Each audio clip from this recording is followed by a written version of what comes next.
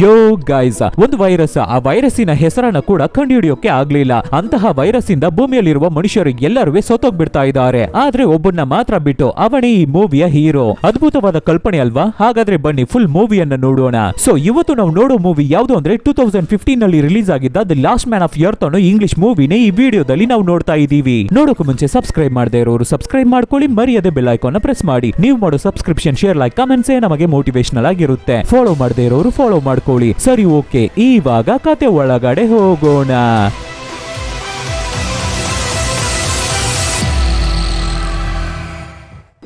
Opening scene ಅಲ್ಲಿ virus ಇಂದ affect ಆಗಿ ಭೂಮಿನೇ ನಾಶ ಆಗ್ಬಿಟ್ಟಿದೆ. ಮನುಷ್ಯರು ಎಲ್ಲರೂ ಸತ್ತೋಗ್ಬಿಟ್ಟಿದ್ದಾರೆ. ಭೂಮಿ ಚೆನ್ನಾಗೇನೆ ಇದೆ, ಆದ್ರೆ ಅದರಲ್ಲಿದ್ದ ಮನುಷ್ಯರು ಮಾತ್ರ ನಾಶ ಆಗ್ಬಿಟ್ಟಿದ್ದಾರೆ. ಆದ್ರೆ ಒಬ್ಬ ಮಾತ್ರ ಒಂಟಿಯಾಗಿ ಒಂದು ಬಸ್ ಅನ್ನ ಡ್ರೈವ್ ಮಾಡ್ಕೊಂಡು ಹೋಗ್ತಾ ಇದ್ದಾನೆ. ಇವನೇ ಈ ಮೂವಿಯ ಹೀರೋ. ಇವನನ್ನ ಬಿಟ್ಟು ಇಲ್ಲಿ ಯಾರು ಜೀವಂತವಾಗಿ ಇಲ್ಲ. ಆಲ್ಮೋಸ್ಟ್ 1 ವರ್ಷವಾಗಿ ಈ ಭೂಮಿಯಲ್ಲಿ ಯಾರಾದ್ರೂ ಜೀವಂತವಾಗಿ ಇರ್ತಾರಾ ಅಂತ ಒಬ್ಬನೇ ಒಂಟಿಯಾಗಿ ಆ ಕಂಟ್ರಿ ಪೂರ್ತಿ ಸುತ್ತಾಡ್ತಾ ಇದ್ದಾನೆ. ಹುಡುಕಿ ನೋಡ್ತಾ ಇದ್ದಾನೆ, ಬಟ್ ಆದ್ರೆ ಯಾರು ಸಿಗ್ತಾ ಇಲ್ಲ. ಒಬ್ಬ ಕೂಡ ಕಣ್ಣಿಗೆ ಬೀಳ್ತಾ ಇಲ್ಲ. ಸುಮ್ಮನೆ ತುಂಬಾ ಮ್ಯೂಸಿಯಂಸ್ ಇರುತ್ತೆ ಅಲ್ವಾ, ಅಲ್ಲಿಗೆ ಹೋಗಿ ಇವನಿಗೆ ಇಷ್ಟ ಆಗುವ ಪೇಂಟಿಂಗ್ಸ್, ಕಾಸ್ಟ್ಲಿ ಥಿಂಗ್ಸ್, ಅವನಿಗೆ ಇಷ್ಟ ಆಗುವ ಎಲ್ಲ ಥಿಂಗ್ಸ್ ಅನ್ನು ಅವನ ಮನೆಗೆ ತಂದು ಎಲ್ಲವನ್ನು ಡೆಕೋರೇಟ್ ಮಾಡಿ ಇಡ್ತಾ ಇದ್ದಾನೆ. ಆಮೇಲೆ ಅವನ ಸ್ವಂತ ಊರು ದಕ್ಷಿಣ ಅಂತ ಊರಿನ ಹೆಸರು. ಸರಿ, ಅಲ್ಲಿಗೆ ಹೋಗಿ ನೋಡೋಣ, ಅಲ್ಲಾದ್ರೂ ಯಾರಾದ್ರೂ ಜೀವಂತವಾಗಿ ಇದಾರಾ ಅಂತ ನೋಡೋಣ ಅಂತ ಅವನ ಸ್ವಂತ ಊರಿಗೆ ಹೋಗ್ತಾ ಇದ್ದಾನೆ ಹೀರೋ. ಹಾಗೆ ಹೋಗ್ಬೇಕಾದ್ರೆ ದಾರಿಯಲ್ಲಿ ಬಿಲ್ ಬೋರ್ಡ್, ಅಡ್ವರ್ಟೈಸ್ಮೆಂಟ್ ಬೋರ್ಡ್ ಎಲ್ಲ ಇರುತ್ತೆ ಅಲ್ವಾ, ಅದ್ರಲ್ಲೆಲ್ಲ ಈ ತರ ದಕ್ಷಿಣ ಊರಲ್ಲಿ ಒಬ್ಬ ಜೀವಂತವಾಗಿ ಇದ್ದಾನೆ ಅಂತ ಬರ್ದಿಟ್ಟು ಹೋಗ್ತಾ ಇದ್ದಾನೆ ನಮ್ಮ ಹೀರೋ. ಇದನ್ನ ನೋಡಿ ಯಾರಾದ್ರೂ ಜೀವಂತವಾಗಿರೋರು ಅಲ್ಲಿಗೆ ಬಂದ್ಬಿಡಲ್ವಾ ಅನ್ನೋ ಆಸೆಲೆ ಆ ತರ ಬರ್ದಿಟ್ಬಿಟ್ಟು ಹೋಗ್ತಾ ಇದ್ದಾನೆ ನಮ್ಮ ಹೀರೋ. ಅಲ್ಲಿಗೆ ಬಂದಾಯ್ತು, ಅವನ ಅಪಾರ್ಟ್ಮೆಂಟ್ ಗೂ ಹೋಗಾಯ್ತು.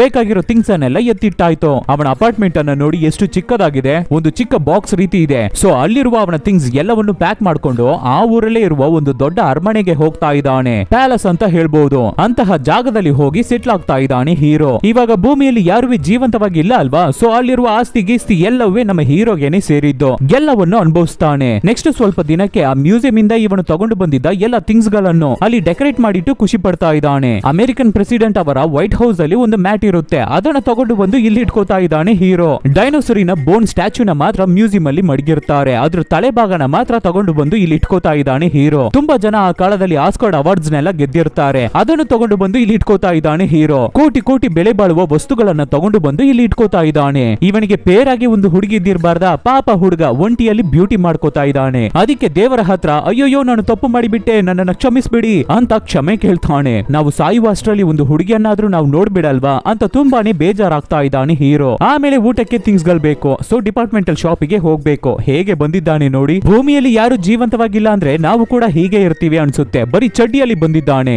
ಗನ್ನಿಂದ ಶೂಟ್ ಮಾಡಿ ಆ ಡೋರ್ ಅನ್ನು ಓಪನ್ ಮಾಡಿ ಒಳಗಡೆ ಹೋಗಿ ಸಿಗೋದನ್ನೆಲ್ಲ ತಗೊಂಡು ತಿಂತಾ ಇದ್ದಾನೆ. ಡೀಸೆಂಟ್ ಆಗಿ ಬಿಹೇವ್ ಮಾಡ್ತಾ ಇಲ್ಲ. ಯಾರಾದ್ರೂ ಇದ್ರೆ ತಾನೇ ಅವರನ್ನ ಇಂಪ್ರೆಸ್ ಮಾಡ್ಬೇಕು ಅಂತ ನಾವು ಡೀಸೆಂಟ್ ಆಗಿರ್ತೀವಿ. ಏನೆಲ್ಲ ಮಾಡ್ತಾ ಇದ್ದಾನೆ ಅಂತ ನೋಡಿ. ಇವನು ಆಟ ಆಡೋಕೆ ಅಂತ ಲೈಟ್ ಬಲ್ಬ್ಸ್ ಗಳನ್ನೆಲ್ಲ ಹೊರಗಡೆ ತಂದು ರೋಡ್ ಅಲ್ಲಿ ಇಟ್ಟು ಕೈಯಿಂದ ಒಂದು ನೀರಿನ ಚೆಂಡುನ ಅದ್ರ ಮೇಲೆ ಬಿಸಾಕಿ ಎಲ್ಲ ಲೈಟ್ಸ್ ಗಳನ್ನು ಹೊಡೆದಾಕಿ ಖುಷಿ ಪಡ್ತಾ ಇದ್ದಾನೆ, ಆಟ ಆಡ್ತಾ ಇದ್ದಾನೆ. ಆಮೇಲೆ ಫಿಶ್ ಪೋಟ್ ಅನ್ನೆಲ್ಲ ಹೊಡೆದಾಕಿ ಖುಷಿ ಪಡ್ತಾ ಇದ್ದಾನೆ. ಈ ಚಿಕ್ಕ ಮಕ್ಕಳು ಕಾರ್ಸ್ ಅನ್ನ ಇಟ್ಟು ಆಟ ಆಡ್ತಾರಲ್ಲ, ಆ ತರ ಒಂದು ಕಾರನ್ನ ಇನ್ನೊಂದು ಕಾರ್ ಮೇಲೆ ಡ್ಯಾಶ್ ಮಾಡಿ ಖುಷಿ ಪಡ್ತಾ ಇದ್ದಾನೆ. ಆ ತರ ಆಟ ಆಡ್ತಾ ಇದ್ದಾನೆ. ಏನು ನಮ್ಮ ಹೀರೋ ನಿಜ ಕಾರನ್ನ ಇಟ್ಟು ಆಟ ಆಡ್ತಾ ಇದ್ದಾನೆ ಅಷ್ಟೇ. ಹಾಗೆ 1 ತಿಂಗಳನ್ನ ಕಳೆದಾಯ್ತು ನಮ್ಮ ಹೀರೋ. ಆಮೇಲೇನೆ ಬೇಜಾರಾಗೋಕೆ ಶುರು ಆಗ್ತಾ ಇದೆ. ಒಂಟಿ ಜೀವನ ಇವನಿಗೆ ತುಂಬಾನೇ ಕಷ್ಟವನ್ನ ಕೊಡ್ತಾ ಇದೆ. ಅದ್ರಲ್ಲಿ ಇವನ ಬರ್ಡೇ ದಿನ ಬೇರೆ ಇವನಿಗೆ ಫ್ಲಾಶ್ ಆಗಿ ತುಂಬಾನೇ ನೋವು ಕೊಡ್ತಾ ಇದೆ. ಅದ್ರಲ್ಲೂ ಬರ್ಡೇ ದಿನ ಇವನು ಒಂಟಿಯಾಗಿ ಇರೋದನ್ನ ನೋಡಿ ಇವನೇ ತುಂಬಾ ಫೀಲ್ ಮಾಡ್ಕೋತಾ ಇದ್ದಾನೆ. ಛೇ, ಈ ತರ ಒಬ್ಬನೇ ಒಂಟಿಯಾಗಿ ನಮ್ಮ ಬರ್ಡೇನ ಸೆಲೆಬ್ರೇಟ್ ಮಾಡೋ ತರ ಆಗೋಯ್ತಲ್ಲ ಅನ್ನೋ ತರ ಫೀಲಿಂಗ್ಸ್ ಅವನ ಮುಖದಲ್ಲಿ ಕಾಣ್ತಾ ಇದೆ. ಇವತ್ತಿಗೆ ನಮ್ಮ ಹೀರೋಗೆ ಈ ಪ್ರಪಂಚನೇ ಸ್ವಂತ. ಈ ಭೂಮಿಯಲ್ಲಿರುವ ಆಸ್ತಿ ಎಲ್ಲವೂ ಅವನಿಗೆ ಸ್ವಂತ. ಆದ್ರೂ ಅವನಿಗೆ ನೆಮ್ಮದಿ ಮಾತ್ರ ಇಲ್ಲ, ಖುಷಿ ಮಾತ್ರ ಇಲ್ಲ. ಇದಕ್ಕೂ ಮುಂಚೆ ಈ ವೈರಸ್ ಭೂಮಿಯನ್ನ ಅಟ್ಯಾಕ್ ಮಾಡೋಕು ಮುಂಚೆ ನಮ್ಮ ಹೀರೋಗೆ ಒಂದು ಹೊತ್ತು ಊಟ ಮಾಡೋಕೆ ಕೂಡ ಗತಿ ಇರ್ಲಿಲ್ಲ. ಆದ್ರೂ ಕೂಡ ಆ ದಿನಗಳು ಇವನಿಗೆ ಖುಷಿಯನ್ನ ಕೊಡ್ತಾ ಇತ್ತು. ಅವನ ತಾಯಿ ಹತ್ರ ಜಗಳ ಮಾಡ್ತಾನೆ ಇದ್ದ. ಆದ್ರೆ ಇವತ್ತು ಅವನ ತಾಯಿಯನ್ನ ಮಿಸ್ ಮಾಡ್ಕೋತಾ ಇದ್ದಾನೆ. ಅವನ ಹಳೆಯ ಲೈಫ್ ಅನ್ನ ಮಿಸ್ ಮಾಡ್ಕೋತಾ ಇದ್ದಾನೆ. ಹಾಗೆ ಅವನ ಲಾಸ್ಟ್ ಬರ್ಡೇ ಅನ್ನ ಯೋಚನೆ ಮಾಡಿ ನೋಡ್ತಾನೆ. ಆಹಾ, ಎಷ್ಟು ಚೆಂದಾಗಿತ್ತು. ಗ್ರೂಪ್ ಆಗಿ ಗುಂಪಾಗಿ ಎಲ್ಲರೂ ಸೇರಿ ನಮ್ಮ ಹೀರೋವಿನ ಬರ್ಡೇ ಅನ್ನ ಸೆಲೆಬ್ರೇಟ್ ಮಾಡ್ತಾ ಇದ್ದಾರೆ. ಜಾಲಿಯಾಗಿ ಮಾತಾಡಿ ಖುಷಿಯಿಂದ ಕೇಕ್ ಅನ್ನ ಕಟ್ ಮಾಡಿ ಎಲ್ಲರೂ ಹ್ಯಾಪಿಯಾಗಿ ಸೆಲೆಬ್ರೇಟ್ ಮಾಡ್ತಾ ಇದ್ದಾರೆ. ಇವಾಗ ಇನ್ನ 5 ತಿಂಗಳ ನಂತರ ನಮ್ಮ ಹೀರೋ ಒಂದು ಪ್ಯಾಲೇಸ್ ಅಲ್ಲಿ ಸೆಟ್ಲ್ ಆಗಿದ್ದ ಅಲ್ವಾ. ಇವಾಗ ಅದೇ ಪ್ಯಾಲೇಸ್ ಅನ್ನ ನೋಡ್ಬೇಕಾದ್ರೆ ಫುಲ್ಲು ಕಸ ತುಂಬಿದೆ. ಪ್ಲಾಸ್ಟಿಕ್, ಇವನು ಕುಡಿದು ಹಾಕಿರುವ plastic bottles, papers, plastic bag wax can tin ಅದು ಮಾತ್ರ ಇಲ್ಲ, ಹುಡುಗ ಸ್ನಾನನೇ ಮಾಡಿಲ್ಲ. ಸ್ನಾನ ಮಾಡಿನೇ ತುಂಬಾ ದಿನ ಆಗೋಗ್ಬಿಟ್ಟಿದೆ ಅನ್ಸುತ್ತೆ. ಒಂದು ಅನಿಮಲ್ ತರ ಬದುಕ್ತಾ ಇದ್ದಾನೆ ಹೀರೋ. ಅದು ಮಾತ್ರ ಸಾಕಾಗ್ಲಿಲ್ಲ ಅಂತ ಅವನು ಇರುವ ಆ ಪ್ಯಾಲೇಸ್ ಅಲ್ಲಿ ಬಾತ್ರೂಮ್ ಅಲ್ಲಿ ಬೇರೆ ಪ್ರಾಬ್ಲಮ್, ನೀರ್ ಬೇರೆ ಬರ್ತಾ ಇಲ್ಲ. ಟಾಯ್ಲೆಟ್ ಪೂರ್ತಿ ಬರೀ ವಾಟರ್ ಕ್ಯಾನ್ಸ್ ಬಿದ್ದಿವೆ. ಏನಕ್ಕೆ ಯೂಸ್ ಮಾಡಿರ್ತಾನೆ ಅಂತ ನಿಮಗೆ ಗೊತ್ತಿರಬಹುದು ಅನ್ಸುತ್ತೆ. ಅದಕ್ಕೆ ಏನ್ ಮಾಡ್ತಾನೆ ಅಂದ್ರೆ ಸ್ವಿಮ್ಮಿಂಗ್ ಪೂಲಿಗೆ ಹೋಗಿ ಅಲ್ಲೇ ಒಂದು ತೂತನ್ನ ಮಾಡಿ ಅದನ್ನೇ ಟಾಯ್ಲೆಟ್ ಆಗಿ ಯೂಸ್ ಮಾಡೋಕೆ ಶುರು ಮಾಡ್ಬಿಟ್ಟಿದ್ದಾನೆ. ಟಾಯ್ಲೆಟ್ ಹೋಗೋದು ತೊಳೆಯೋದು ಎಲ್ಲವೂ ಅಲ್ಲೇ. ಆಮೇಲೆ ಚಿಕ್ಕ ಮಕ್ಕಳು ಆಟ ಆಡೋಕೆ ಅಂತ ಪೂಲ್ ಬ್ಯಾಗ್ ಇರುತ್ತಲ್ಲ, ಅದ್ರಲ್ಲಿ ನೀರನ್ನ ತುಂಬಿಸಿ ಮಕ್ಕಳನ್ನ ಆಟ ಆಡಿಸ್ತಾರೆ. ಆದ್ರೆ ನಮ್ಮ ಹೀರೋ ಅದ್ರಲ್ಲೇ ಫುಲ್ ಆಲ್ಕೋಹಾಲ್ ಅನ್ನ ಎಣ್ಣೆನ ಸುರಿದು ಅದ್ರಲ್ಲೇ ಸ್ನಾನ ಮಾಡಿ ಆವಾಗ ಅದನ್ನೇ ಕುಡಿತಾ ಇದ್ದಾನೆ. ಆಮೇಲೆ ಒಂದು ದಿನ ಪಕ್ಕದಲ್ಲಿರುವ ಬಾರಿಗೆ ಹೋಗಿ ಅಲ್ಲಿರುವ ಬಾಲ್ಸ್ ಗಳ ಮೇಲೆ ಡಿಫ್ರೆಂಟ್ ಆಗಿ ಗೊಂಬೆಗಳ ಚಿತ್ರವನ್ನ ಬರೆದು ಅದಕ್ಕೆ ಅಂತ ಹೆಸರುಗಳನ್ನ ಇಟ್ಟು ಅವುಗಳನ್ನ ಇವನ ಫ್ರೆಂಡ್ಸ್ ರೀತಿ ಭಾವಿಸಿ ಅವುಗಳ ಜೊತೆ ಮಾತಾಡ್ತಾ ಇದ್ದಾನೆ. ಆಲ್ಮೋಸ್ಟ್ ಮೆಂಟಲ್ ಆಗ್ಬಿಟ್ಟಿದ್ದಾನೆ. ಅದ್ರಲ್ಲೂ ಒಂದು ಗೊಂಬೆಗೆ ಗ್ಯಾರಿ ಅಂತ ಹೆಸರು ಇಟ್ಟಿರ್ತಾನೆ. ಅದನ್ನ ಅವನ ಜೊತೆಗೇನೆ ಯಾವಾಗ್ಲೂ ಇಟ್ಟಿರ್ತಾನೆ. ಅದನ್ನ ಪಕ್ಕದ ಸೀಟಲ್ಲಿ ಕೂರಿಸ್ಕೊಂಡು ಕಾರನ್ನ ತಗೊಂಡು ದೂರವಾಗಿ ಹೋಗ್ತಾನೆ. ಅಲ್ಲಿ ಒಂದು ಅಂಗಡಿ ಮುಂದೆ ಒಂದು ಗೊಂಬೆ ಇದೆ. ಆ ಗೊಂಬೆಗೆ ಈ ಬಾಳಿಂದ ಹೊಡಿತಾನೆ. ಆದ್ರೆ ನಮ್ಮ ಹೀರೋಗೆ ತುಂಬಾ ದಿನದಿಂದ ಆ ಗೊಂಬೆ ಮೇಲೇನೆ ಕಣ್ಣು. ನೋಡಿ ಹುಡುಗಿರಿಲ್ಲ ಅಂದ್ರೆ ಹೇಗೆಲ್ಲ ಇರುತ್ತೆ ಅಂತ. ಇವಾಗ ಇವನು ಬಾಳಿಂದ ಹೊಡೆದಿದ್ರಲ್ಲಿ ಆ ಗೊಂಬೆಯ ಕೈ ಮುರಿದೋಗ್ಬಿಟ್ಟಿದೆ. ಅದನ್ನ ನೋಡಿ ನಮ್ಮ ಹೀರೋಗೆ ಹುಚ್ಚಿಡಿಯೋ ತರ ಆಗ್ತಾ ಇದೆ. ಇದ್ರ ಮೇಲೆ ನಮ್ಮ ಹೀರೋಗೆ ಜೀವಂತವಾಗಿ ಇರೋಕೆ ಇಷ್ಟ ಆಗ್ತಾ ಇಲ್ಲ. ಸೊ ಅಲ್ಲೇ ಪಕ್ಕದಲ್ಲಿರುವ ಬೆಟ್ಟದ ಮೇಲೆ ಹತ್ತಿ ಅಲ್ಲಿಂದ ಕೆಳಗಡೆ ಬಿದ್ದು ಜಂಪ್ ಮಾಡಿ ಸೂಸೈಡ್ ಮಾಡ್ಕೊಳ್ಳೋಣ ಅಂತ ಬಂದಿದ್ದಾನೆ. ಇವನ ಇಮ್ಯಾಜಿನೇಷನ್ ಫ್ರೆಂಡ್ಸ್ ಎಲ್ಲ ಇದಾರಲ್ಲ, ಅದೇ ಗೊಂಬೆಗಳ ಮೇಲೆ ಚಿತ್ರಗಳನ್ನ ಬಿಡಿಸಿದ್ದಾನಲ್ಲ, ಅವುಗಳನ್ನೆಲ್ಲ ಅಲ್ಲೇ ಪಕ್ಕದಲ್ಲಿ ಇಟ್ಟು ಅವುಗಳಿಗೆ ಒಂದು ಗುಡ್ ಬೈ ಅನ್ನ ಹೇಳ್ಬಿಟ್ಟು ಅಲ್ಲೇ ಇರುವ ಒಂದು ದೊಡ್ಡ ಬಂಡೆ ಮೇಲೆ ಇವನು ಹುಟ್ಟಿದ ದಿನ, ಸಾಯುವ ದಿನ ಎಲ್ಲವನ್ನು ಬರೆದಿಡ್ತಾ ಇದ್ದಾನೆ. ಇವತ್ತು ಸೂಸೈಡ್ ಮಾಡಿ ಸಾಯೋಣ ಅಂತ ಡಿಸೈಡ್ ಮಾಡ್ಕೊಬಿಟ್ಟಿದ್ದಾನೆ ಅನ್ಸುತ್ತೆ ನಮ್ಮ ಹೀರೋ. ಕಾರಿಗೆ ಹತ್ತಿ ಕಾರನ್ನ ಸ್ಟಾರ್ಟ್ ಮಾಡಿ ಸ್ಪೀಡ್ ಆಗಿ ಆ ಬೆಟ್ಟಕ್ಕೆ ಹೋಗ್ತಾ ಇದ್ದಾನೆ. ಆ ಬೆಟ್ಟದ ಮೇಲೆ ಡ್ಯಾಶ್ ಮಾಡಿ ಸೂಸೈಡ್ ಮಾಡ್ಕೊಳ್ಳೋಣ ಅಂತ ಹೋಗ್ತಾ ಇದ್ದಾನೆ. ಹಾಗೆ ಸ್ಪೀಡ್ ಆಗಿ ಹೋಗ್ತಾ ಇರ್ಬೇಕಾದ್ರೆ ಸಡನ್ ಆಗಿ ದೂರದಲ್ಲಿ ಹೊಗೆ ಕಾಣ್ತಾ ಇದೆ. ಆಹಾ, ಹೊಗೆ ಕಾಣ್ತಾ ಇದೆ, ಯಾರೋ ಜೀವಂತವಾಗಿದ್ದಾರೆ, ಅವರನ್ನ ನಾವು ನೋಡ್ಬೇಕು. ಅದನ್ನ ನೋಡುವ ಹೀರೋಗೆ ನಂಬೋಕೆ ಆಗ್ತಾ ಇಲ್ಲ. ಸೊ ಆ ಜಾಗಕ್ಕೆ ಸ್ಪೀಡ್ ಆಗಿ ಹೋಗ್ತಾನೆ. ಬೇಗ ಹೋಗಿ ನೋಡಿದ್ರೆ ಯಾರೋ ಅಲ್ಲಿ ಬೆಂಕಿನ ಇಟ್ಟು ಹೊಗೆ ಬರ್ಸಿದ್ದಾರೆ ಅಂತ ಗೊತ್ತಾಗ್ತಾ ಇದೆ. ಅಡುಗೆ ಮಾಡಿದ್ದಾರೆ. ಸೊ ಯಾರೋ ಇಲ್ಲಿ ಜೀವಂತವಾಗಿ ಇದ್ದಾರೆ ಅಂತ ನಮ್ಮ ಹೀರೋಗೆ ಅರ್ಥ ಆಗ್ತಾ ಇದೆ. ಸಾಯೋ ಅಷ್ಟರಲ್ಲಿ ಯಾರನ್ನಾದ್ರೂ ಹುಡುಗಿರನ್ನ ನಾವು ನೋಡಲ್ವಾ ಅಂತ ಕಾಯ್ತಾ ಇದ್ದ ನಮ್ಮ ಹೀರೋಗೆ ಆಶ್ಚರ್ಯ ಕಾದಿದೆ. ಸಾಯೋ ಅಷ್ಟರಲ್ಲಿ ಒಂದು ಹೆಂಗಸನ್ನ ಮೀಟ್ ಮಾಡ್ಬಿಡಲ್ವಾ ಅಂತ ಕಾಯ್ತಾ ಇದ್ದ ನಮ್ಮ ಹೀರೋಗೆ ಆದ್ರೆ ಅಲ್ಲಿ ಹೆಂಗಸು ಇಲ್ಲ, ಬರೀ ಬ್ರಾ ಮಾತ್ರ ಇದೆ. ಅದನ್ನ ತಗೊಂಡು ಸ್ಮೆಲ್ ಮಾಡಿ ನೋಡ್ತಾ ಇದ್ದಾನೆ. ಇನ್ನೊಬ್ಬರ ಮೇಲೆ ಬರುವ ವಾಸನೆಯನ್ನ ಇವನು ಸ್ಮೆಲ್ ಮಾಡಿ ತುಂಬಾ ವರ್ಷಗಳು ಆಗ್ಬಿಟ್ಟಿದೆ. ಸೊ ಇದನ್ನ ಸ್ಮೆಲ್ ಮಾಡಿ ತುಂಬಾನೇ ಖುಷಿ ಪಡ್ತಾ ಇದ್ದಾನೆ. ಅದನ್ನ ಸ್ಮೆಲ್ ಮಾಡಿ ನೋಡಿದ್ರಲ್ಲೇ ನಮ್ಮ ಹೀರೋಗೆ ತಲೆ ಸುತ್ತು ಬಂದು ಅಲ್ಲೇ ಬಿದ್ದೋಗ್ಬಿಡ್ತಾ ಇದ್ದಾನೆ. ಆಮೇಲೆ ಸ್ವಲ್ಪ ಹೊತ್ತು ಬಿಟ್ಟು ನೋಡಿದ್ರೆ ಒಂದು ಸುಂದರವಾದ ಹುಡುಗಿ ನಮ್ಮ ಹೀರೋನ ಎಬ್ಬಿಸಿ ಅವಳ ಮಡಿಲಲ್ಲಿ ಹಾಕೊಂಡು ನಿನ್ನ ಆಸೆ ಎಲ್ಲವನ್ನು ನಾನು ಪೂರ್ತಿ ಮಾಡ್ತೀನಿ ಅಂತ ತುಂಬಾನೇ ಪ್ರೀತಿಯಿಂದ ಮಾತಾಡಿ ನಮ್ಮ ಹೀರೋಗೆ ಲಿಪ್ ಲಾಕ್ ಮಾಡ್ತಾ ಇದ್ದಾಳೆ. ಇದು ನಮ್ಮ ಹೀರೋಗೆ ತುಂಬಾನೇ ಖುಷಿ ಆಗ್ತಾ ಇದೆ. ಆಮೇಲೆ ನೋಡಿದ್ರೆ ಇವೆಲ್ಲ ಕನಸು. ಆದ್ರೂ ಇವನ ಮುಂದೆ ಒಂದು ಹುಡುಗಿ ನಿಂತಿದ್ದಾಳೆ. ಆದ್ರೆ ನೋಡೋಕೆನೆ ತುಂಬಾ ಖರಾಬ್ ಆಗಿದ್ದಾಳೆ. ಇವನು ಕನಸಲ್ಲಿ ಕಂಡ ಒಂದು ಸುಂದರವಾದ ಹುಡುಗಿ ಅಲ್ಲ, ಅದು ದೇವತೆ ಅಲ್ಲ, ಅದು ಒಂದು ನಾರ್ಮಲ್ ಆದ ಹುಡುಗಿಯನ್ನ ನೋಡ್ತಾನೆ. ಆ ಹುಡುಗಿನೇ ಅನ್ಕಾನ್ಶಿಯಸ್ ಆಗಿ ಬಿದ್ದಿರುವ ನಮ್ಮ ಹೀರೋಗೆ CPR ಕೊಟ್ಟು ಎದೆನ ಚೆನ್ನಾಗಿ ಪ್ರೆಸ್ ಮಾಡಿ ಬಿಟ್ಟು ಅವನನ್ನ ಜೀವಂತವಾಗಿ ತರ್ತಾಳೆ. ನಮ್ಮ ಹೀರೋ ಗಾಬರಿಯಾಗಿ ಎದ್ದೇಳ್ತಾನೆ. ಆಮೇಲೆ ಸ್ವಲ್ಪ ಸುಧಾರಿಸ್ಕೊಂಡು ಆ ಹುಡುಗಿ ಜೊತೆ ಮಾತಾಡೋಕೆ ಶುರು ಮಾಡ್ತಾನೆ ಹೀರೋ. ಇಬ್ಬರು ಚೆನ್ನಾಗಿ ಮಾತಾಡ್ಕೋತಾ ಇದ್ದಾರೆ. ತುಂಬಾ ವರ್ಷಗಳಿಂದ ಯಾವುದೇ ಮನುಷ್ಯರನ್ನು ಇವ್ರುಗಳು ಮೀಟ್ ಮಾಡ್ಕೊಂಡೇ ಇಲ್ಲ. ಇವಾಗ ಜೀವಂತವಾಗಿ ಇನ್ನೊಬ್ಬರು ಮನುಷ್ಯರು ಇದ್ದಾರೆ ಅಂತ ಗೊತ್ತಾದ ಮೇಲೆ ಇಬ್ಬರು ಖುಷಿ ಆಗ್ತಾ ಇದ್ದಾರೆ. ಆವಾಗ ನಮ್ಮ ಹೀರೋ ಸ್ವಲ್ಪ ಹೊತ್ತು ಮುಂಚೆ ನನ್ನನ್ನ ಮಡಿಲಲ್ಲಿ ಹಾಕೊಂಡು ಒಂದು ಹುಡುಗಿ ಕಿಸ್ ಮಾಡಿದ್ಲಲ್ಲ, ಅವಳು ಎಲ್ಲಿ ಅಂತ ಕೇಳ್ಬೇಕಾದ್ರೆ ಅದಕ್ಕೆ ಹುಡುಗಿ, ಯೋ ಫಸ್ಟ್ ನಿನ್ನ ಪ್ಯಾಂಟ್ ಅನ್ನ ನೋಡು, ಒದ್ದೆ ಆಗಿದೆ, ನೀನು ಯಾವ್ದೋ ಕನ್ಸನ್ನ ಕಂಡಿದ್ಯಾ ಅನ್ಸುತ್ತೆ, ಅದ್ರ ಬಗ್ಗೆ ನನ್ನ ಹತ್ರ ಕೇಳಿದ್ರೆ ನಾನ್ ಏನ್ ಮಾಡ್ಲಿ ಅಂತ ಹುಡುಗಿ ಕೇಳ್ಬೇಕಾದ್ರೆ ಅದಕ್ಕೆ ನಮ್ಮ ಹೀರೋ, ಪ್ಯಾಂಟ್ ಅಲ್ಲೇ ಈ ತರ ಆಗ್ಬಿಟ್ಟಿದ್ಯಲ್ಲ ಅಂದ್ರೆ ಮಾನ ಮರ್ಯಾದೆ ಹೋಗ್ಬಿಡುತ್ತೆ ಅಲ್ವಾ, ಅದಕ್ಕೆ ಇಲ್ಲ ಸ್ವಲ್ಪ ಹೊತ್ತು ಮುಂಚೆ ನಾನು ಸ್ವಿಮ್ಮಿಂಗ್ ಪೂಲ್ ಅಲ್ಲಿ ಆಟ ಆಡ್ತಾ ಇದ್ದೆ, ಅದರಿಂದಾನೇ ನನ್ನ ಪ್ಯಾಂಟ್ ಒದ್ದೆ ಆಗಿದೆ ಅಂತ ಹೇಳ್ತಾನೆ. ನನ್ನನ್ನ ನೀನು ನಂಬಲ್ವಾ ಅಂತ ಒಂಥರ ಅಗ್ರೆಸಿವ್ ಆಗಿ ಬಿಹೇವ್ ಮಾಡ್ತಾ ಇದ್ದಾನೆ ಹೀರೋ. ಆದ್ರಿಂದ ಆ ಹುಡುಗಿ ಗಾಬರಿ ಆಗ್ಬಿಟ್ಟು ಅವಳ ಹತ್ರ ಇರುವ ಗನ್ನನ್ನ ತಗೊಂಡು ನಮ್ಮ ಹೀರೋನ ಪಾಯಿಂಟ್ ಮಾಡ್ತಾಳೆ. ಹತ್ರ ಬರ್ಬೇಡ, ನೀನು ಯಾರು, ನಿಜ ಹೇಳು ಅಂತ ಕೇಳ್ತಾಳೆ. ಅದಕ್ಕೆ ನಮ್ಮ ಹೀರೋ, ಸರಿ ಕಣಮ್ಮ, ನಾನು ಒಪ್ಕೋತೀನಿ, ಹೌದು ಕನಸು ಕಂಡೆ, ಅದರಿಂದಾನೇ ನನ್ನ ಪ್ಯಾಂಟ್ ಒದ್ದೆ ಆಗ್ಬಿಟ್ಟಿದೆ ಅಂತ ಅಕ್ಸೆಪ್ಟ್ ಮಾಡ್ತಾ ಇದ್ದಾನೆ. ಸ್ವಲ್ಪ ಎಂಬ್ರೇಸ್ಮೆಂಟ್ ಆಗಿ ಫೀಲ್ ಮಾಡ್ತಾ ಇದ್ದಾನೆ. ಆಮೇಲೆ ಸರಿ ಅಂತ ಹುಡುಗ ನಿಧಾನ ಆದ ಮೇಲೆ ಅವನ ಹತ್ರ ಮಾತಾಡ್ತಾಳೆ. ಇಬ್ಬರು ಅವರವರ ಹೆಸರನ್ನ ಹೇಳಿ ಇಂಟ್ರೊಡ್ಯೂಸ್ ಮಾಡ್ಕೋತಾರೆ. ಈ ಹುಡುಗಿ ಆ ವೈರಸ್ ಅಟ್ಯಾಕ್ ಮಾಡೋಕು ಮುಂಚೆ ಅನಲಿಸ್ಟ್ ಆಗಿ ಕೆಲಸ ಮಾಡ್ತಾ ಇದ್ಲಂತೆ. ಸಡನ್ ಆಗಿ ನಾನು ಎದ್ದು ನೋಡ್ಬೇಕಾದ್ರೆ ಅಮೆರಿಕ ಪೂರ್ತಿ ಎಲ್ಲ ಜನರು ಸತ್ತು ಬಿದ್ದಿದ್ರು. ಸರಿ ಯಾರಾದ್ರೂ ಜೀವಂತವಾಗಿ ಇರಲ್ವಾ ಅಂತ ನಾನು ಅಮೆರಿಕ ಪೂರ್ತಿ ಹುಡುಕಿ ನೋಡ್ದೆ. ಆವಾಗಲೇ ಅಡ್ವರ್ಟೈಸ್ಮೆಂಟ್ ಬೋರ್ಡ್ ಅಲ್ಲಿ ಈ ತರ ನಾನು ಒಬ್ಬ ಇಲ್ಲಿ ಜೀವಂತವಾಗಿ ಇದೀನಿ ಅಂತ ಬರ್ದಿತ್ತು, ಅದನ್ನ ನೋಡಿನೇ ಈ ಊರಿಗೆ ಬಂದೆ ನಾನು ಅಂತ ಹುಡುಗಿ ಹೇಳ್ತಾಳೆ. ಹೌದಲ್ವಾ, ನಮ್ಮ ಹೀರೋ ಅವನ ಸ್ವಂತ ಊರಿಗೆ ಬರ್ಬೇಕಾದ್ರೆ ಅಡ್ವರ್ಟೈಸ್ಮೆಂಟ್ ಬೋರ್ಡ್ ಅಲ್ಲಿ ಇವನು ಈ ತರ ಜೀವಂತವಾಗಿ ಇರೋದನ್ನ ಬರ್ದಿಟ್ಬಿಟ್ಟು ಬಂದಿದ್ದ ಅಲ್ವಾ, ಅದನ್ನ ನೋಡಿನೇ ಈ ಹುಡುಗಿ ಅಲ್ಲಿಗೆ ಬಂದಿದ್ದಾಳೆ. ಸಾಯೋ ಅಷ್ಟರಲ್ಲಿ ಒಂದು ಹುಡುಗಿಯನ್ನ ಜೀವಂತವಾಗಿ ನೋಡ್ಬಿಡ್ಬೇಕು ಅಂತ ನಮ್ಮ ಹೀರೋ ಕನಸು ಕಾಣ್ತಾ ಇದ್ದ ಅಲ್ವಾ. ಆದ್ರೆ ಏನು, ಇವನ ಕನಸು ಸ್ವಲ್ಪ ದೊಡ್ಡದಾಗಿತ್ತು, ಸೂಪರ್ ಆಗಿರೋ ಹುಡುಗಿ ಬೇಕು ಅಂತ ಇದ್ದ. ಆದ್ರೆ ಇವಾಗ ಬಂದಿರೋ ಹುಡುಗಿ ಸುಮಾರಾಗಿದ್ದಾಳೆ ಅಷ್ಟೇ. ಆದ್ರಿಂದ ನಮ್ಮ ಹೀರೋಗೆ ಸ್ವಲ್ಪ ಬೇಜಾರು. ಆಮೇಲೆ ನಮ್ಮ ಹೀರೋ ಮಾತಾಡ್ಬೇಕಾದ್ರೆ ಗ್ರಾಮೆಟಿಕಲ್ ಆಗಿ ಸ್ವಲ್ಪ ತಪ್ಪು ಆಗಿ ಮಾತಾಡ್ತಾ ಇದ್ದಾನೆ. ಅದನ್ನೆಲ್ಲ ಸರಿ ಮಾಡ್ತಾ ಇದ್ದಾಳೆ ಹುಡುಗಿ. ನಮ್ಮ ಹೀರೋ ಡಬಲ್ ಮೀನಿಂಗ್ ಜೋಕ್ಸ್ ನೆಲ್ಲ ಹೇಳ್ತಾನೆ. ಆದ್ರೆ ಆ ಹುಡುಗಿಗೆ ಏನುವೆ ಅರ್ಥ ಆಗ್ತಾ ಇಲ್ಲ, ಒಂದು ಮಣ್ಣು ಅರ್ಥ ಆಗ್ತಾ ಇಲ್ಲ. ನನಗಂತೂ ಸಿಕ್ಕಾಪಟ್ಟೆ ನಗು ಬಂತು. ಆಮೇಲೆ ಆ ಹುಡುಗಿ ಬೇಕಿಲ್ದಿರೋ ವಿಷಯಗಳನ್ನ ಮಾತಾಡ್ತಾ ಇದ್ದಾಳೆ. ಅದ್ರಲ್ಲಿ ನಮ್ಮ ಹೀರೋಗೆ ಇಂಟ್ರೆಸ್ಟೇ ಇಲ್ಲ. ಆದ್ರೂ ಪರವಾಗಿಲ್ಲ, ಹುಡುಗಿ ಮಾತಾಡ್ತಾ ಇದ್ದಾಳಲ್ಲ ಅಂತ ಕೂತ್ಕೊಂಡು ಕೇಳ್ತಾ ಇದ್ದಾನೆ. ಆಮೇಲೆ ಸರಿ ಎಲ್ಲಿಗಾದ್ರೂ ಹೋಗೋಣ ಅಂತ ಕಾರನ್ನ ಸ್ಟಾರ್ಟ್ ಮಾಡಿ ಇಬ್ಬರು ಬರ್ತಾರೆ ಸಿಟಿಗೆ. ಸರಿ ಡಿಪಾರ್ಟ್ಮೆಂಟಲ್ ಶಾಪಿಗೆ ಹೋಗೋಣ ಅಂತ ಹೋಗ್ತಾ ಇರ್ಬೇಕಾದ್ರೆ ಆವಾಗ ದಾರಿಯಲ್ಲಿ ಒಂದು 2-3 ಜಾಗದಲ್ಲಿ ಸ್ಟಾಪ್ ಅಂತ ಬೋರ್ಡ್ ಹಾಕಿರುತ್ತೆ. ಅಲ್ಲೆಲ್ಲ ಗಾಡಿ ನಿಂತು ಹೋಗ್ಬೇಕು. ಆದ್ರೆ ನಮ್ಮ ಹೀರೋ ಗಾಡಿಯನ್ನ ನಿಲ್ಲಿಸ್ತಾನೆ ಇಲ್ಲ, ಡೈರೆಕ್ಟ್ ಹೋಗ್ತಾ ಇದ್ದಾನೆ. ಅದಕ್ಕೆ ಹುಡುಗಿ, ಏನಿಕಪ್ಪ ನೀನು ಗಾಡಿಯನ್ನೇ ಸ್ಟಾಪ್ ಮಾಡ್ತಾ ಇಲ್ಲ, ಸಿಗ್ನಲ್ ಅಲ್ಲಿ ಗಾಡಿಯನ್ನ ಸ್ಟಾಪ್ ಮಾಡಿ ತಾನೇ ಮೂವ್ ಆಗ್ಬೇಕು ಅಂತ ಲೂಸ್ ತರ ಕ್ವಶನ್ ಮಾಡ್ತಾ ಇದ್ದಾಳೆ. ಟ್ರಾಫಿಕ್ ಇಲ್ಲ ಅಂದ್ರು, ಮಧ್ಯದಲ್ಲಿ ಜನರು ಓಡಾಡದೆ ಇದ್ರು ಕೂಡ ನಾವು ಅಲ್ಲಲ್ಲಿ ಗಾಡಿಯನ್ನ ಸ್ಟಾಪ್ ಮಾಡಿ ಹೋಗ್ಲೇಬೇಕು. ರೂಲ್ಸ್ ಅನ್ನ ನಾವು ಫಾಲೋ ಮಾಡ್ಲೇಬೇಕು. ಹಾಗಿಲ್ಲ ಅಂದ್ರೆ ನಾವು ಮನುಷ್ಯರಾಗಿ ಇರೋದ್ರಲ್ಲಿ ಅರ್ಥನೇ ಇಲ್ಲ,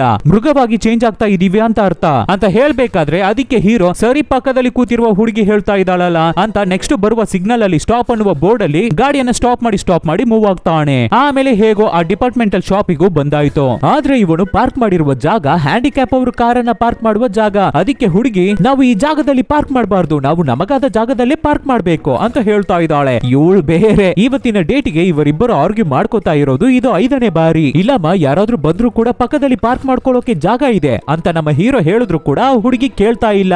ಇಲ್ಲ, ಖಂಡಿತ ನಮಗಾದ ಪಾರ್ಕಿಂಗ್ ಅಲ್ಲಿ ನಾವು ಪಾರ್ಕ್ ಮಾಡ್ಬೇಕು ಅಂತ ಹಠ ಮಾಡ್ತಾ ಇದ್ದಾಳೆ. ಇದ್ರಲ್ಲಿ ಸಿಕ್ಕಾಪಟ್ಟೆ ಟೆನ್ಷನ್ ಆಗ್ತಾ ಇದ್ದಾನೆ ಹೀರೋ. ಅದಕ್ಕೆ ಗಾಡಿಯನ್ನ ಸ್ಟಾರ್ಟ್ ಮಾಡ್ಕೊಂಡು ಆ ಅಂಗಡಿ ಒಳಗಡೆನೆ ನುಗ್ಬಿಡ್ತಾ ಇದ್ದಾನೆ ಹೀರೋ. ಅಷ್ಟು ಇರಿಟೇಟ್ ಮಾಡ್ತಾ ಇದ್ದಾಳೆ ಆ ಹುಡುಗಿ ನಮ್ಮ ಹೀರೋನ. ಆಮೇಲೆ ಆ ಅಂಗಡಿಯಿಂದ ಇವರಿಗೆ ಬೇಕಾಗಿರೋ ಥಿಂಗ್ಸ್ ಅನ್ನೆಲ್ಲ ತಗೊಂಡು ಇವಾಗ ನಮ್ಮ ಹೀರೋ ಬದುಕ್ತಾ ಇದ್ದಾನೆ ಅಲ್ವಾ, ಆ ಅರಮನೆಗೆ ಅವಳನ್ನ ಕರ್ಕೊಂಡು ಬರ್ತಾನೆ. ಆ ಪ್ಯಾಲೇಸ್ ಅನ್ನ ಇವನು ಹೇಗೆ ಕಸದ ತೊಟ್ಟಿ ತರ ಮಾಡಿಟ್ಟಿದ್ದಾನೆ ಅನ್ನೋದನ್ನ ನೋಡಿದ ತಕ್ಷಣ ಆ ಹುಡುಗಿ ಹಾಗೆ ಸ್ಟನ್ ಆಗಿ ಬಿಡ್ತಾ ಇದ್ದಾಳೆ. ಆ ಪ್ಯಾಲೇಸ್ ಅಲ್ಲಿ 2 ಸ್ವಿಮ್ಮಿಂಗ್ ಪೂಲ್ ಇರುತ್ತೆ. ಅದರಲ್ಲಿ ಒಂದನ್ನ ಫುಲ್ ಟಾಯ್ಲೆಟ್ ಮಾಡಿ ಇಟ್ಟಿದ್ದಾನೆ ಹೀರೋ. ಇನ್ನೊಂದು ಸ್ವಿಮ್ಮಿಂಗ್ ಪೂಲ್ ಅಲ್ಲಿ ಬರೀ ಕಸಗಳನ್ನೇ ತುಂಬಿಸಿ ಇಟ್ಟಿದ್ದಾನೆ ಹೀರೋ. ಆಮೇಲೆ ನಮ್ಮ ಹೀರೋ ಮ್ಯೂಸಿಯಂ ಇಂದ ತುಂಬಾ ಪೇಂಟಿಂಗ್ಸ್ ಗಳನ್ನ ಕದ್ಕೊಂಡು ಬಂದು ಇಲ್ಲಿ ಡೆಕೋರೇಷನ್ ಮಾಡಿ ಇಟ್ಟಿದ್ದಾನೆ ಅಲ್ವಾ, ಅದಕ್ಕೂ ಆ ಹುಡುಗಿ ನಮ್ಮ ಹೀರೋಗೆ ಬೈತಾಳೆ. ಅದಕ್ಕೆ ನಮ್ಮ ಹೀರೋ ಅವಳನ್ನ ಕನ್ವಿನ್ಸ್ ಮಾಡೋಕೆ ಟ್ರೈ ಮಾಡ್ತಾನೆ. ನೋಡಮ್ಮ, ಇವಾಗೆಲ್ಲ ಯಾರು ಇಲ್ಲ, ಯಾರು ಮ್ಯೂಸಿಯಂಗೆಲ್ಲ ಹೋಗಿ ಇದನ್ನ ನೋಡೋದಿಲ್ಲ, ಜೀವಂತವಾಗಿರೋದು ನಾವು ಮಾತ್ರನೇ, ನಾವು ನೋಡೋದ್ರಲ್ಲಿ ಏನ್ ತಪ್ಪಿದೆ ಅಂತ ಕೇಳ್ತಾವನೆ. ಆಮೇಲೆ ಆ ಪ್ಯಾಲೇಸ್ ಅನ್ನ ಫುಲ್ ಸುತ್ತಾಡಿ ಬಿಟ್ಟು, ನೋಡಮ್ಮ ನಿನಗೂ ನನಗೂ ಸೆಟ್ ಆಗಲ್ಲ ಅನ್ಸುತ್ತೆ, ಸುಮ್ನೆ ನೀನು ನಿನ್ನ ಕ್ಯಾಂಪಿಗೇನೆ ಹೋಗ್ಬಿಡು ಅಂತ ಹೀರೋ ಹೇಳ್ತಾನೆ. ಅದೇ ತರ ಹುಡುಗಿಯನ್ನ ಅವಳ ಕ್ಯಾಂಪಿಗೇನೆ ಕರ್ಕೊಂಡು ಬಂದು ಬಿಟ್ಬಿಟ್ಟು ಅಲ್ಲಿಂದ ಹೋಗ್ಬಿಡ್ತಾನೆ ಹೀರೋ. ನೆಕ್ಸ್ಟ್ ದಿನ ನಮ್ಮ ಹೀರೋ ಎದ್ದು ಹೊರಗಡೆ ಬಂದ್ರೆ ಆ ಪ್ಯಾಲೇಸ್ ಕ್ಲೀನ್ ಆಗಿದೆ. ಏನು ಅಂತ ನೋಡಿದ್ರೆ ಆ ಹುಡುಗಿ ಇವನಿಗೆ ಮುಂಚೆನೆ ಬೆಳಗ್ಗೆ ಬೇಗ ಬಂದು ಆ ಪ್ಯಾಲೇಸ್ ಅನ್ನೇ ಕ್ಲೀನ್ ಮಾಡ್ತಾ ಇದ್ದಾಳೆ. ಗಾರ್ಡನ್ ಅನ್ನ ಚೆನ್ನಾಗಿಟ್ಕೋ, ಮನೆಯನ್ನ ತುಂಬಾ ಚೆನ್ನಾಗಿಟ್ಕೋ, ಸ್ಟೋರ್ ಗೆ ಹೋಗಿ ನಾವು ತಿನ್ನೋಕೆ ಏನಾದ್ರೂ ಥಿಂಗ್ಸ್ ಗಳನ್ನ ತಗೊಂಡು ಬಂದ್ರು ಕೂಡ ಆ ಸ್ಟೋರ್ ಅನ್ನ ಕೂಡ ಚೆನ್ನಾಗಿಟ್ಕೋ, ಕ್ಲೀನ್ ಆಗಿಟ್ಕೋ, ಸಪ್ಲೈಸ್ ಅನ್ನೆಲ್ಲ ನಾವು ನೀಟಾಗಿ ನೋಡ್ಕೋಬೇಕು ಅಂತ ರಿಕ್ವೆಸ್ಟ್ ಮಾಡಿ ಕೇಳ್ಕೊತಾ ಇದ್ದಾಳೆ ಹುಡುಗಿ. ನಾವು ಮನುಷ್ಯರ ತರಾನೇ ನಾರ್ಮಲ್ ಲೈಫ್ ಅನ್ನ ಬದುಕೋದನ್ನ ಸ್ಟಾರ್ಟ್ ಮಾಡ್ಬೇಕು ಅಂತ ಹೇಳ್ತಾಳೆ. ನೈಟು ಅಲ್ಲೇ ಪಕ್ಕದಲ್ಲಿರುವ ಪಬ್ಬಿಗೆ ಹೋಗ್ತಾನೆ ನಮ್ಮ ಹೀರೋ. ಆ ಪಬ್ಬಲ್ಲೇ ನಮ್ಮ ಹೀರೋ ಇಮ್ಯಾಜಿನೇಷನ್ ಅಲ್ಲಿ ಗೊಂಬೆಗಳನ್ನೆಲ್ಲ ಬರ್ದಿಟ್ಟು ಅವುಗಳ ಜೊತೆ ಮಾತಾಡ್ತಾ ಇರ್ತಾನೆ. ಆ ಕರೋಲ್ ಅಂತ ಬಂದಿದ್ದಾಳೆ ಅಲ್ವಾ ಹುಡುಗಿ, ಅವಳ ಮೇಲೆ ತುಂಬಾ ಕಂಪ್ಲೇಂಟ್ಸ್ ಗಳನ್ನ ಈ ಗೊಂಬೆಗಳ ಹತ್ರ ಶೇರ್ ಮಾಡ್ಕೋತಾ ಇದ್ದಾನೆ. ಒಂದೇ ಒಂದು ದಿನ ಅವಳನ್ನ ಮೀಟ್ ಮಾಡಿದ್ದಾನೆ ಅಷ್ಟೇ, ಅಷ್ಟರಲ್ಲಿ ಅಷ್ಟೊಂದು ಕಂಪ್ಲೇಂಟ್ಸ್ ಅನ್ನ ಮಾಡ್ತಾ ಇದ್ದಾನೆ. ಇವಾಗ ನಮ್ಮ ಹೀರೋ ಹೇಗೆ ಫೀಲ್ ಮಾಡ್ತಾ ಇದ್ದಾನೆ ಅಂದ್ರೆ, ಏನೋ ಇವರಿಬ್ಬರಿಗೆ ಮದುವೆ ಆಗಿ ತುಂಬಾ ವರ್ಷ ಕುಟುಂಬ ಮಾಡ್ಬಿಟ್ಟು ಇವಾಗ ಅವಳ ಜೊತೆ ಬದುಕೋಕೆ ಆಗಲ್ಲ ಅಂತ ಡಿವೋರ್ಸ್ ತಗೊಳ್ಳೋ ರೀತಿ ಮಾತಾಡ್ತಾ ಇದ್ದಾನೆ. ನೆಕ್ಸ್ಟ್ ದಿನ ನಮ್ಮ ಹೀರೋಗೆ ಇನ್ನ ದೊಡ್ಡ ಶಾಕ್. ಏನು ಅಂತ ನೋಡಿದ್ರೆ ಆ ಪ್ಯಾಲೇಸ್ ಹತ್ರನೇ ಇರುವ ಒಂದು ಮನೆಗೆ ಆ ಹುಡುಗಿ ಶಿಫ್ಟ್ ಆಗಿ ಬರ್ತಾ ಇದ್ದಾಳೆ. ಅಯ್ಯೋಯ್ಯೋ, ನೀನು ಇಲ್ಲಿಗೆ ಬರೋದಾ, ಬೇಡಪ್ಪ ಬೇಡ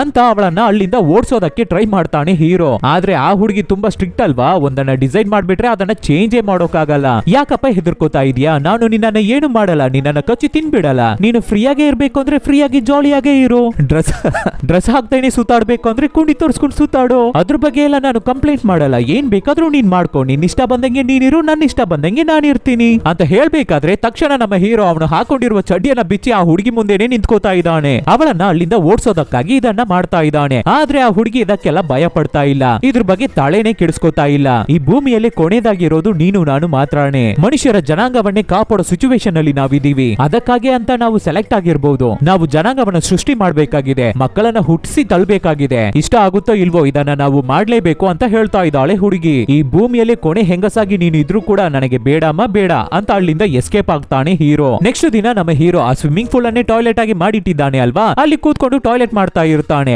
ಆವಾಗ ಹುಡುಗಿ ಅಲ್ಲಿಗೆ ಸಡನ್ ಆಗಿ ಬಂದು, ಇವಾಗ ಇಲ್ಲಿರುವ ಬಿಲ್ಡಿಂಗ್ಸ್ ಗಳಿಗೆ ನೀರೇ ಬರ್ತಾ ಇಲ್ಲ, ಪೈಪ್ ಲೈನ್ ಅಲ್ಲಿ ಏನೋ ಪ್ರಾಬ್ಲಮ್ ಇದೆ ಅನ್ಸುತ್ತೆ, ಅದನ್ನ ನಾವು ಸರಿ ಮಾಡ್ಬೇಕು ಅಂತ ಹೇಳ್ತಾ ಇದ್ದಾಳೆ. ನೀರಿನ ಪ್ರಾಬ್ಲಮ್ ಅನ್ನ ಸಾಲ್ವ್ ಮಾಡಿದ್ರೆ ಮಾತ್ರನೇ ಆಮೇಲೆ ನಾವೇ ಇಲ್ಲಿ ಟೊಮೆಟೊ, ಈರುಳ್ಳಿ, ವೆಜಿಟೇಬಲ್ಸ್ ಕೆಲವೊಂದು ಇಲ್ಲಿ ನಾವು ವ್ಯವಸಾಯ ಮಾಡ್ಬೇಕು ಅಂತ ಹೇಳ್ಬೇಕಾದ್ರೆ ಅದಕ್ಕೆ ಹೀರೋ ಆಗೋದೇ ಇಲ್ಲ ಹೋಗಲೇ ಅಂತ ಹೇಳ್ಬಿಡ್ತಾನೆ. ಅದಕ್ಕೆ ಹೀರೋಯಿನ್ ಒಂದು ಸುಂದರವಾದ ಟೊಮೊಟೊನ ನಿಧಾನಕ್ಕೆ ತೆಗೆದು ಅವನ ಮುಂದೆನೆ ತೋರಿಸಿ ಹಾಗೆ ಅದನ್ನ ಕಚ್ಚಿ ತಿಂತಾಳೆ. ಇದ್ರ ಟೇಸ್ಟ್ ಹೇಗಿರುತ್ತೆ ಹೇಗಿರುತ್ತೆ ಗೊತ್ತಾ, ಅಷ್ಟು ಚೆನ್ನಾಗಿರುತ್ತೆ ಅಂತ ಓವರ್ ಆಗಿ ಬಿಲ್ಡಪ್ ಕೊಡ್ತಾ ಇದ್ದಾಳೆ. ಹೀರೋನ ಟೆಂಪ್ಟ್ ಮಾಡ್ತಾ ಇದ್ದಾಳೆ. ಆದ್ರೂ ನಮ್ಮ ಹೀರೋ ಅದನ್ನ ಕೇರೆ ಮಾಡ್ತಾ ಇಲ್ಲ. ಸರಿ ನಿನ್ನ ಇಷ್ಟ ಅಂತ ಹೋಗ್ಬಿಡ್ತಾಳೆ ಹುಡುಗಿ. ಆದ್ರೆ ರಾತ್ರಿ ಆಗಿದ ತಕ್ಷಣ ಹುಡುಗಿಯ ಮನೆ ಕಡೆಗೆ ಹೋಗಿ ಅಲ್ಲಿ ಬೆಳೆದಿರುವ ವೆಜಿಟೇಬಲ್ಸ್, ಫ್ರೂಟ್ಸ್ ಅಂತ ಎಲ್ಲವನ್ನು ಕಿತ್ತು ತಿಂತಾ ಇದ್ದಾನೆ ಹೀರೋ. ನೆಕ್ಸ್ಟ್ ದಿನ ಬೆಳಿಗ್ಗೆ ಹುಡುಗಿ ಎದ್ದು ನೋಡಿದ ತಕ್ಷಣ ಅವಳ ತೋಟನೇ ನಾಶ ಆಗಿದೆ. ಅದಕ್ಕೆ ಬಿರ್ಬಿರ್ನೆ ನಮ್ಮ ಹೀರೋನ ನೋಡೋಕೆ ಅಂತ ಬರ್ತಾಳೆ. ನೋಡಿದ್ರೆ ನಮ್ಮ ಹೀರೋ ನಿನ್ನೆ ರಾತ್ರಿ ತಿಂದಿದ್ದ ಟೊಮೆಟೊ ಎಲ್ಲ ಅವನ ಗಡ್ಡ ಮೀಸೆ ಅಂತ ಅಂಟ್ಕೊಂಡಿದೆ. ಅದನ್ನ ನೋಡಿ ನೀನೇ ಇದನ್ನ ಮಾಡಿದ್ದ, ಯಾಕೋ ಹೀಗೆ ಮಾಡ್ದೆ ಅಂತ ಕೇಳ್ಬೇಕಾದ್ರೆ ಅದಕ್ಕೆ ಹೀರೋ ಅಯ್ಯೋ ನಾನ್ ಮಾಡಿಲ್ಲ, ನನಗೆ ಏನು ಗೊತ್ತಿಲ್ಲ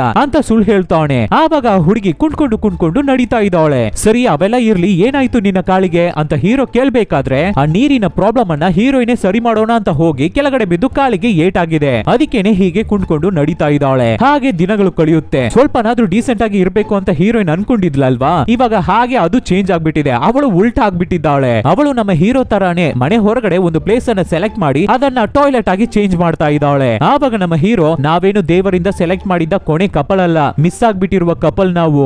ಎಲ್ಲರನ್ನು ಸಾಯಿಸಬೇಕಾದ್ರೆ ಆ ದೇವರು ನಮ್ಮನ್ನ ಸಾಯಿಸೋಕೆ ಮರ್ತೋಗ್ಬಿಟ್ಟಿದ್ದಾನೆ, ಮಿಸ್ ಮಾಡಿಬಿಟ್ಟಿದ್ದಾನೆ. ನಿನಗೂ ನನಗೂ ಸೆಟ್ಟೆ ಆಗೋದಿಲ್ಲ. ಇದ್ರಲ್ಲಿ ನೀನು ನಾನು ಸೇರಿ ಮನುಷ್ಯರ ಜನಾಂಗವನ್ನ ಕಾಪಾಡ್ತೀವಾ, ಸೃಷ್ಟಿ ಮಾಡ್ತೀವಾ, ಅವೆಲ್ಲ ನಡೆಯೋದೇ ಇಲ್ಲ ಅನ್ನೋ ತರ ಬೇಜಾರಲ್ಲಿ ಮಾತಾಡ್ತಾನೆ ಹೀರೋ. ಅದಕ್ಕೆ ಆ ಹುಡುಗಿ ಕೂಡ ಹೌದು ಒಂದು ಟಾಯ್ಲೆಟ್ ಅನ್ನ ಕೂಡ ನಾವು ನೀಟಾಗಿ ಇಟ್ಕೊಳ್ಳೋಕೆ ಆಗ್ತಾ ಇಲ್ಲ, ಇದ್ರಲ್ಲಿ ನಾವು ಮನುಷ್ಯರ ಜನಾಂಗನ ಸೃಷ್ಟಿ ಮಾಡ್ಬಿಡ್ತೀವಾ ಅಂತ ಅವಳು ಕೂಡ ಸಪ್ಪಿಗೆನೆ ಮಾತಾಡ್ತಾಳೆ. ಇವನಿಗೂ ಆ ಹುಡುಗಿಯನ್ನ ನೋಡ್ಬೇಕಾದ್ರೆ ಏನೋ ಪಾಪ ಅನ್ಸುತ್ತೆ. ಸೊ ಅವಳಿಗಾಗಿ ಏನಾದ್ರೂ ಮಾಡೋಣ ಅನ್ಕೋತಾನೆ. ಆ ಊರಿನ ಬಾರ್ಡರ್ ಅಲ್ಲಿ ಒಂದು ದೊಡ್ಡ ವಾಟರ್ ಟ್ಯಾಂಕ್ ಇರುತ್ತೆ. ಅಲ್ಲಿಂದ ನೀರಿನ ಪ್ರಾಬ್ಲಮ್ ಅನ್ನ ಸಾಲ್ವ್ ಮಾಡಿ ಇವರ ತೋಟಕ್ಕೆ ನೀರು ಬರೋ ತರ ಮಾಡ್ತಾನೆ ನಮ್ಮ ಹೀರೋ. ಹೇಗೋ ಕೊನೆದಾಗಿ ತುಂಬಾ ದಿನದಿಂದ ಆ ಹುಡುಗಿ ಕೇಳ್ತಾ ಇದ್ದಿದ್ದನ್ನ ಸರಿ ಮಾಡಿಬಿಟ್ಟ ನಮ್ಮ ಹೀರೋ. ಇವನಿಗೆ ಇನ್ನೊಂದು ಸೈಡ್ ಅಲ್ಲಿ ಕರುಣೆ ಇದೆ ಅನ್ನೋದನ್ನ ಅರ್ಥ ಮಾಡ್ಕೋತಾ ಇದ್ದಾಳೆ ಹೀರೋಯಿನ್. ಅದನ್ನ ನೋಡಿ ಅವಳಿಗೆ ಖುಷಿ ಆಗುತ್ತೆ. ನೈಟ್ ಡಿನ್ನರ್ ಗೆ ನನ್ನ ಮನೆಗೆ ಬಾ ಅಂತ ಕರೀತಾಳೆ ಹೀರೋಯಿನ್. ಯಾವಾಗ್ಲೂ ಟಿನ್ ಅಲ್ಲಿ ಸೂಪರ್ ಮಾರ್ಕೆಟ್ ಅಲ್ಲಿ ಸಿಗುವ ಬಾಕ್ಸ್ ಫುಡ್, ಪ್ಯಾಕೆಟ್ ಫುಡ್ಸ್ ಅನ್ನೇ ತಿಂತಾ ಇದ್ದ ನಮ್ಮ ಹೀರೋಗೆ ಇವತ್ತು ವೆಜಿಟೇಬಲ್ಸ್ ಇಂದ ಒಂದು ಆರಾಮಾದ ಊಟ ಸಿಗ್ತಾ ಇದೆ. ಆರ್ಗಾನಿಕ್ ಪ್ರಾಡಕ್ಟ್ಸ್ ಅಲ್ಲಿ ತಿಂತಾ ಇದ್ದಾನೆ. ಹಾಗೆ ಇಬ್ಬರು ಮಾತಾಡ್ತಾ ಇರ್ಬೇಕಾದ್ರೆ ಮತ್ತೆ ಮನುಷ್ಯರ ಜನಾಂಗನ ಸೃಷ್ಟಿ ಮಾಡೋದ್ರ ಬಗ್ಗೆ ಟಾಪಿಕ್ ಬರುತ್ತೆ.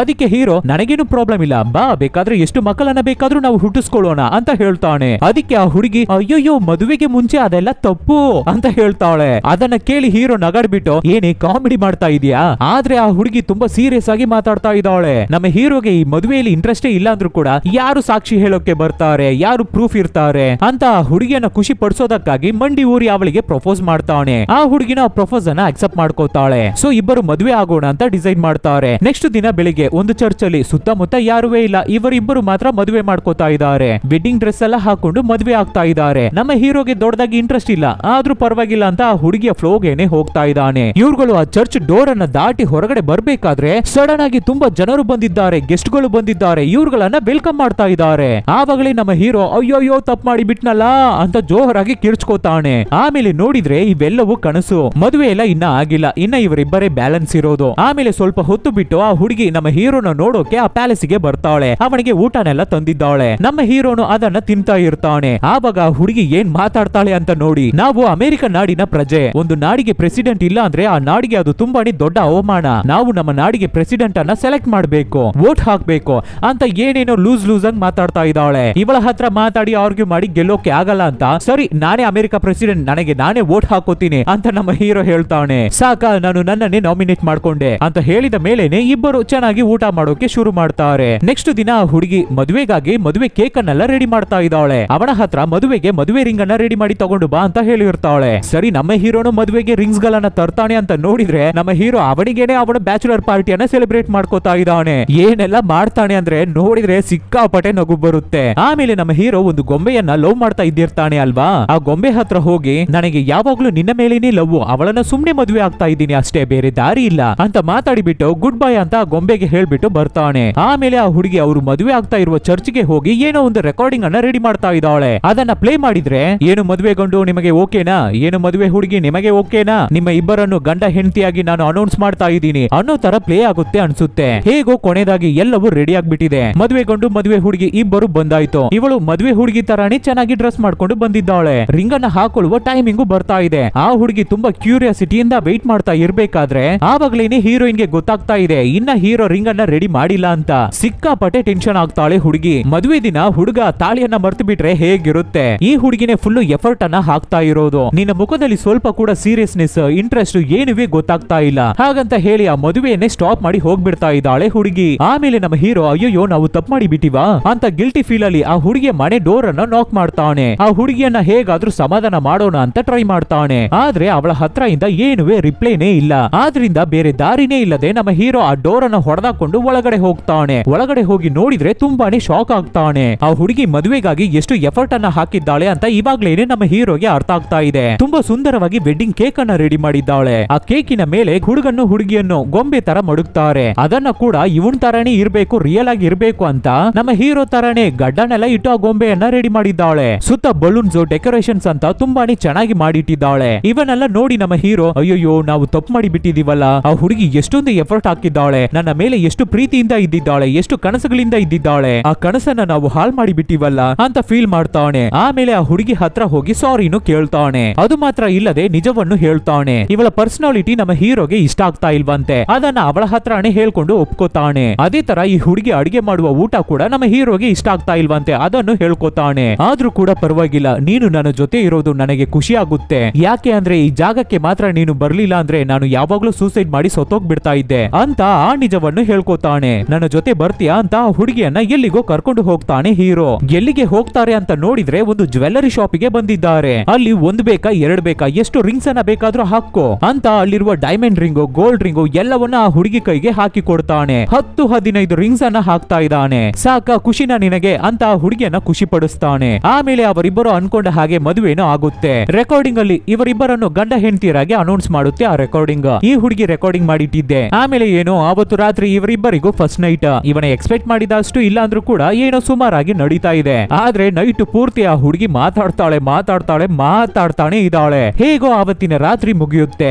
ಬೆಳಿಗ್ಗೆ ಹೊರಗಡೆ ಹೋಗಿದ್ದು ಒಳಗಡೆ ಬಂದ್ರೆ ನಮ್ಮ ಹೀರೋ ಆಟ ಆಡ್ತಾ ಇದ್ದಾನೆ. ಹೋಯ್ತು ಮುಗೀತು, ಏನಾದ್ರೂ ಹೇಳ್ತಾಳೆ ಅಂತ ಅನ್ಕೊಂಡ್ರೆ ನಮ್ಮ ಹೀರೋನೇ ಆಶ್ಚರ್ಯ ಆಗೋ ರೀತಿ ಆ ಹುಡುಗಿನೂ ಜೊತೆಗೆ ಸೇರಿ ಆಟ ಆಡ್ತಾಳೆ. ಅವತ್ತು ಪೂರ್ತಿ ಏನೋ ಲೂಸ್ ತರ ಇದ್ರೂ ಕೂಡ ಅವನಿಗೆ ಇಷ್ಟ ಆಗೋ ರೀತಿ ಈ ಹುಡುಗಿನೂ ಬದುಕ್ತಾ ಇದ್ದಾಳೆ. ಅವನಿಗೆ ಇಷ್ಟ ಆಗೋದನ್ನೆಲ್ಲ ಮಾಡ್ತಾಳೆ. ಏನ್ ಮಾಡ್ತಾರೆ ಅಂದ್ರೆ ಫೈರ್ ಪ್ರೂಫ್ ಸೂಟ್ ಅನ್ನ ಹಾಕೊಂಡು ಒಬ್ಬರಿಗೊಬ್ಬರು ಫೈರ್ ಮಾಡ್ಕೊಂಡು ಆಟ ಆಡ್ತಾ ಇದ್ದಾರೆ. ಆಮೇಲೆ ಲೈನ್ ಆಗಿ ಕ್ಯಾನ್ಸ್ ಗಳನ್ನೆಲ್ಲ ನಿಲ್ಲಿಸ್ಬಿಟ್ಟು ಒಂದು ಬುಲ್ಡೋಸರ್ ಗಾಡಿಯಿಂದ ಅದ್ರ ಮೇಲೆ ಹಚ್ಚಿ ಆಟ ಆಡ್ತಾ ಇದ್ದಾರೆ. ಆಮೇಲೆ ನಮ್ಮ ಹೀರೋ ಅವನ ಎಕ್ಸ್ ಗರ್ಲ್ ಫ್ರೆಂಡ್ ಅದೇ ಆ ಗೊಂಬೆ ಇದೆಯಲ್ಲ ಅದ್ರ ಹತ್ರ ನಮ್ಮ ಹೀರೋಯಿನ್ ಕರ್ಕೊಂಡು ಹೋಗಿ ಅವಳಿಗೆ ಇಂಟ್ರೊಡ್ಯೂಸ್ ಮಾಡಿ ಕೊಡ್ತಾಳೆ. ಆಮೇಲೆ ನಮ್ಮ ಹೀರೋಯಿನ್ ಆ ಗೊಂಬೆ ಹತ್ರ ಹೋಗಿ ಚೆನ್ನಾಗಿನೇ ಮಾತಾಡ್ತಾ ಇರ್ತಾಳೆ. ಸಡನ್ ಆಗಿ ಆ ಗೊಂಬೆಯನ್ನೇ ಎತ್ತಿ ಹಾಕಿ ಚೆನ್ನಾಗಿ ತುಳಿತಾ ಇದ್ದಾಳೆ, ಹೊಡಿತಾ ಇದ್ದಾಳೆ. ಯಾಕಮ್ಮ ಹೀಗೆ ಮಾಡ್ತಾ ಇದೀಯಾ ಅಂತ ಹೀರೋ ಕೇಳ್ಬೇಕಾದ್ರೆ ಇನ್ನೇನು ಮತ್ತೆ ನನ್ನ ಗಂಡನ್ನೇ ಅವಳು ರೂಟ್ ಆಗ್ತಾ ಇದ್ದಾಳೆ, ನನ್ನ ಗಂಡನಿಗೆ ಪಿಕಪ್ ಮಾಡ್ತಾ ಇದ್ದಾಳೆ ಅಂತ ಹೇಳ್ತಾಳೆ. ಹೇಗೆ ಅವಳ ಗಂಡನನ್ನ ಗೊಂಬೆ ಪಿಕಪ್ ಮಾಡ್ತಾ ಇದೆಯಂತೆ, ಹೇಗೆ ಇವಳನ್ನ ನಾನು ಸುಮ್ನೆ ಬಿಡೋಕೆ ಆಗುತ್ತೆ ಅಂತ ಗೊಂಬೆ ಜೊತೆ ಜಗಳ ಮಾಡ್ತಾ ಇದ್ದಾಳೆ. ಫಸ್ಟ್ ಟೈಮ್ ನಮ್ಮ ಹೀರೋ ಈ ಹುಡುಗಿಯನ್ನ ಮದುವೆ ಆಗಿದ್ರ ಬಗ್ಗೆ ಫೀಲ್ ಮಾಡಿ ಖುಷಿ ಪಡ್ತಾ ಇದ್ದಾನೆ.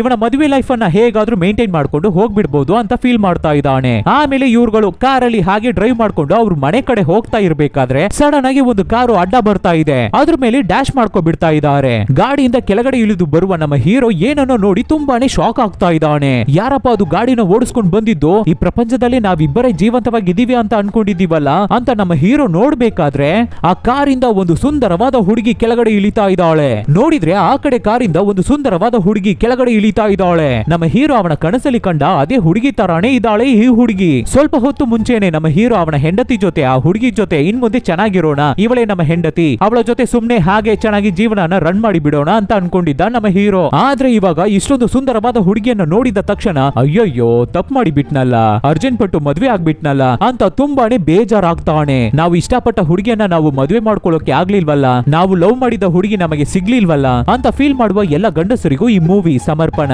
Thank you.